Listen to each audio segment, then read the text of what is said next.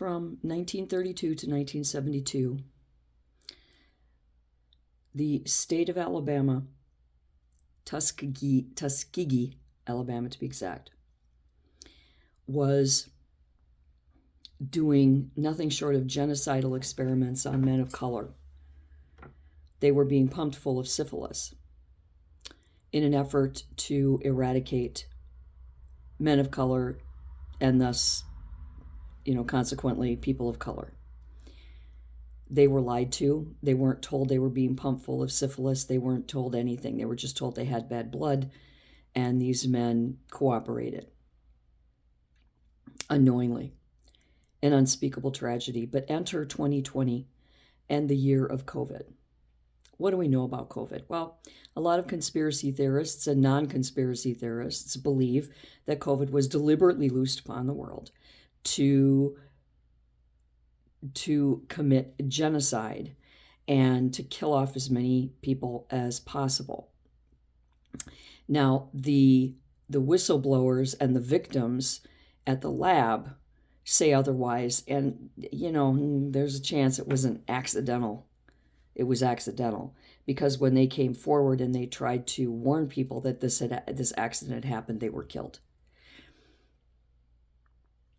However, to create another conspiracy theory, I want to take it a step further because many, many forms of the vaccine were created in record short spans of time by many, many different pharmaceutical companies. And not one single COVID vaccine was the same or identical to any of the others. Some had more deadly venom in it, if you will, and some had a little less. And then they gave a different shot to kids and a different shot to the elderly and so on. So there was a variety of shots out there. What if some of those shots, the most dangerous of those COVID vaccines, were given to the populations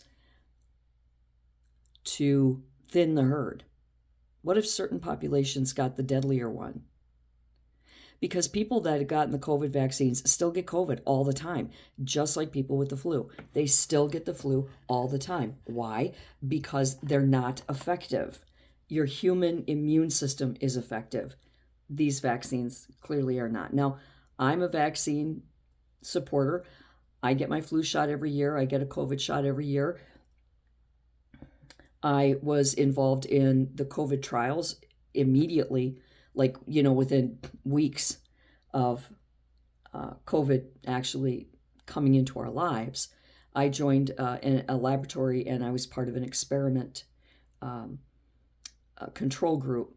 And I was not given the placebo. My medical records were open and I was actually given the experimental vaccines. And I wonder why they have so many different vaccines and why they're all so different. Well, you don't want to give kids, something that's got a deadly dose, a dose that would be, deadly to them, right? But if you think of COVID in terms of thinning the herd or scaring people into compliance, when you terrorize and threaten an entire nation with genocide, odds are they're probably going to comply because our survival mechanism kicks in and we're going to do whatever is necessary to survive. Now,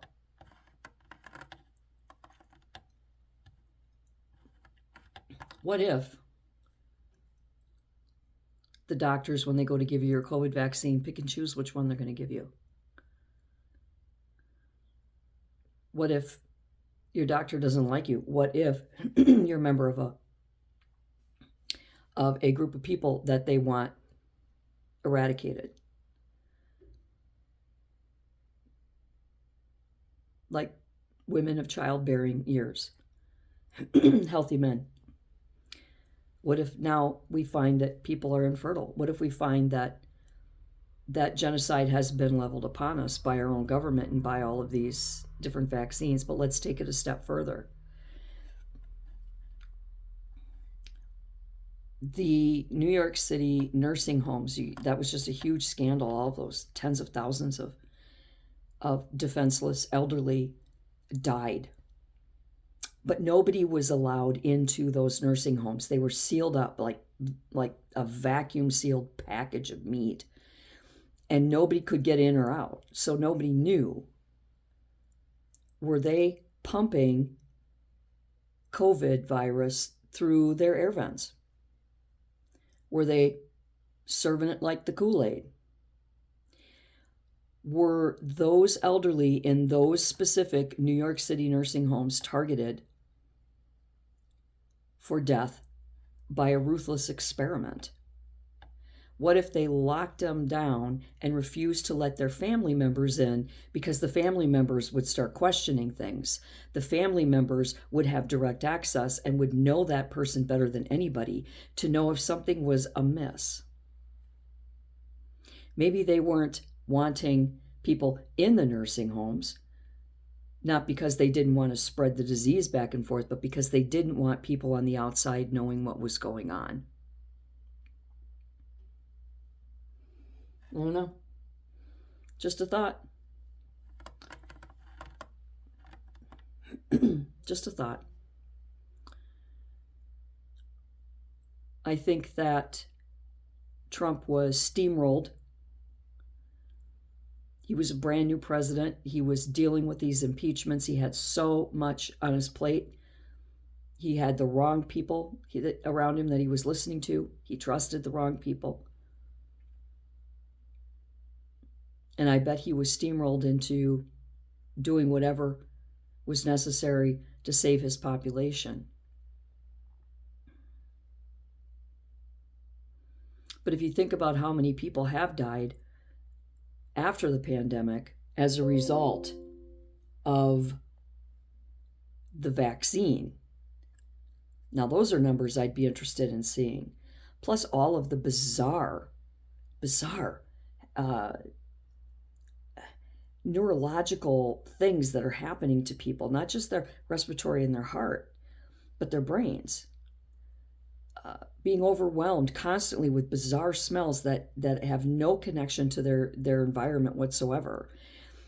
No taste buds. Vision problem. I mean, it goes on and on and on, the problems that people have. And even though, just like the flu, we blindly take the vaccine, and you know, they told people, you're going to get fired if you don't take this vaccine. They threatened military officers if they didn't get their vaccine. Or was it that the vaccines were going to protect them for something not COVID that they wanted to loose in the environment? And maybe they told them, you need this vaccine because you might get COVID. But maybe it wasn't for COVID after all. Maybe it was to hide something more sinister, like Tuskegee, Alabama did in 1932 to 1972. I don't know. It's interesting. Chew on it. Let me know what you think. I'm interested in your thoughts. And until next time, do good and be good.